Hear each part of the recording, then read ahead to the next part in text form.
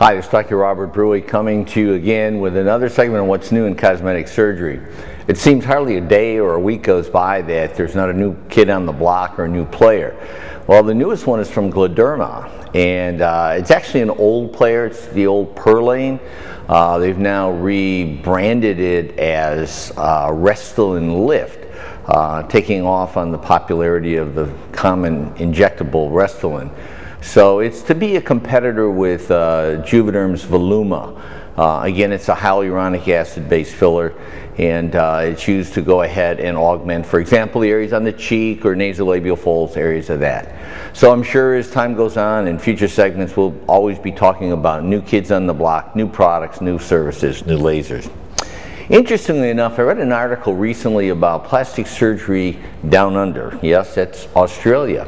It seems that the Australian Society of Plastic Surgeons is now wanting to clamp down on not so well trained plastic surgeons doing plastic surgery.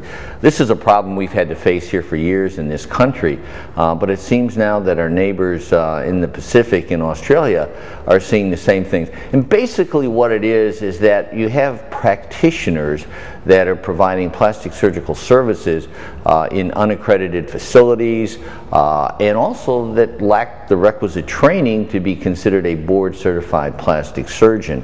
So not only is that a problem here, and I see it in my practice all the time. I see people that go ahead and go overseas or go to Central America, South America to receive plastic surgery procedures. And we call this medical tourism. It's popular, and at the end of the day, it's all based on one thing: dollars and cents. And I can understand the fact that patients need to be cognizant of costs of plastic surgery, but really saving a few extra dollars to go overseas, does it really in the end save you a lot of money? So I think it's really important to go ahead and make sure that the person you're going to has the requisite training. And this dovetails into a new article that I read recently. It was in the Aesthetic Journal. It was written by Dr. Gupta. And he had to talk about and wanted to do a study about plastic surgery pricing. We're all conscious of pricing, and what is it that drives the plastic surgery pricing model? You know, in basic economics, we're talking about supply and demand. As supply goes up, costs may go down. As demand goes up, price may go up. But unfortunately in plastic surgery, what he found was it's not always the case. And what he did was he studied different plastic surgery practices. He actually studied 10 practices and took 15 plastic surgeons from each city and analyzed the pricing data. And what he found was that sometimes pricing was determined by social perception. For example, people that live in a warmer climate, for example in South America, where people are always going to the beach, body contouring procedures, liposuction, Brazilian buttock lift, breast augmentation are far more popular. Demand is greater and pricing may be greater as a result of that. The other thing that he found was that a lot of times social mores and values will go ahead and determine the thing in terms of pricing.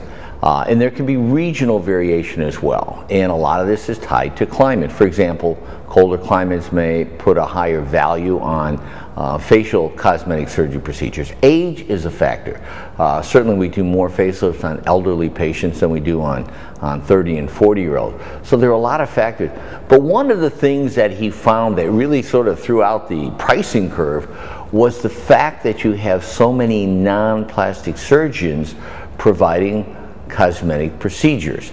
I know in my community here in Southwest Florida, we see that all the time. You have gynecologists doing plastic surgery procedures, ophthalmologists, primary care doctors. This is kind of an interesting story. I was in the operating room a few weeks ago doing a tummy tuck or breast aug on a patient, and one of the nurses comes in and says, "Dr. Brueck, a gynecologist in town wants to borrow some of our implants."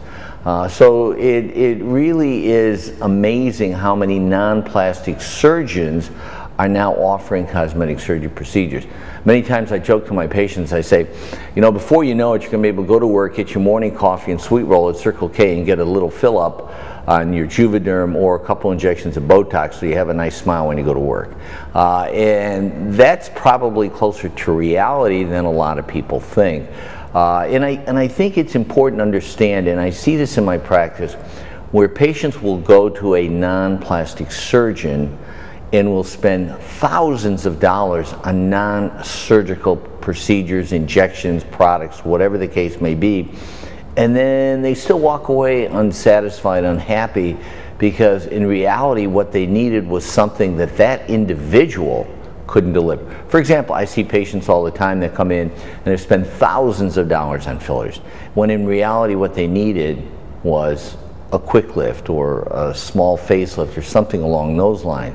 And that's the advantage, and I think it's important to understand the advantage of going to a board-certified plastic surgeon is that I can offer a patient everything from the least invasive to the most invasive, and I can give the patient an honest appraisal of what they need based on their desires, based on their anatomy, based on their examination.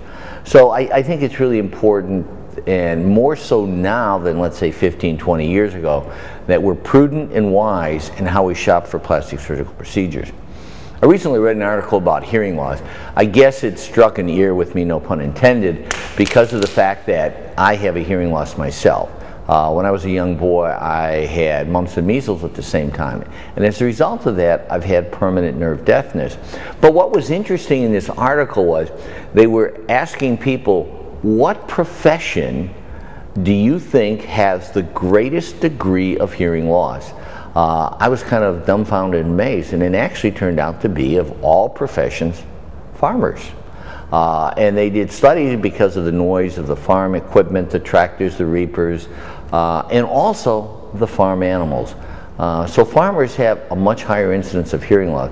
But when I thought about it for a moment and I started thinking about it, I said to myself, is it really the farmers? I think our young people today, when you're driving down the road and you come to an intersection and your car starts to vibrate because some young kid has his bass set up to an extremely loud level, you can't help but wonder if the next generation is going to have a greater degree of hearing loss than generations gone by. So it's just kind of an interesting thing, and I certainly don't think many of you have thought of farming as one that can be injurious to your hearing. Another interesting article that I read recently had to do with fat grafting, and I went to Montreal, and I think in a previous blog, previous video, we were talking about the fact that the big thing in cosmetic surgery today is fat grafting.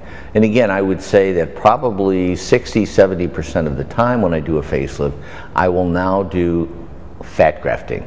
Because I really think it's sort of the frosting on the cake. It really enhances the overall effect. Because one of the signs of aging on our face is loss of volume. I always tell my patients in facial cosmetic surgery that when we talk about facial aging, we're talking about three elements. We're talking about surface, brown spots, blemishes, fine lines, wrinkles, things of that sort, dyschromia, brown spots, things like that. We also talk about loss of volume, where we lose soft tissue volume, and consequently that's part of the natural aging cycle. And the third thing is the loose skin. As we age, our skin thins, we lose collagen, we lose elastic fibers, and our skin tends to droop and sag and fall. So those are all aspects of it. So when we do fat grafting, the question is, when we add, or should we add, PRP, platelet-rich plasma? Many of you have probably heard about PRP. I've had it done in my ankles, and I think it's an excellent thing, and I use it a lot more in my practice today. Obviously there's a little more cost involved in obtaining the platelet-rich plasma. But in the platelets there are things called alpha granulocytes, which have a lot of epidermal growth factors, angiogenesis factors, polypeptides that enhance and restore skin that's been damaged because of the environment, because of aging, smoking, whatever the case may be. So a lot of times if I'm doing a PRP facial on a patient as well as fat grafting, I will take some of the PRP, add it to the fat, because I really think it enhances the take of the fat. And there was a recent study done where they showed adding 20% PRP to the fat graft will enhance the taking of the fat graft and make it more efficacious and effective. The other thing that is constantly on the minds of plastic surgeons is, what is the best way to go ahead and obtain the fat? Now, we talk about many plastic surgeons, and this was true in the meeting not too long ago in Montreal a few months ago, where some plastic surgeons say when you do fat grafting you should use low pressures. That is, when you suction the fat, which is how you obtain the fat, that you should use low pressures because it's less traumatic to the fat cells. And it makes sense. The other thing is the size of the cannula, the diameter of the cannula. What effect does that have? And there was a recent study done from Brazil where they looked at all the different parameters that we use to obtain our fat grafts. We can obtain fat. The most likely place that I take it from is the abdomen or the thigh area. And they looked at pressures, they looked at the methodology of obtaining the fat, the size of the cannulas, whatever. And in the end, they found that there really was no difference in whether you use low pressure, high pressure, low diameter, high diameter instrument. The other big obvious thing is centrifugation. Should we spin the fat?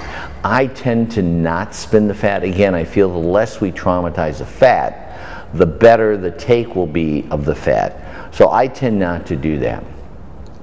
Another thing that was really kind of an interesting thing, and I think it'll pertain to a lot of the people out there that are watching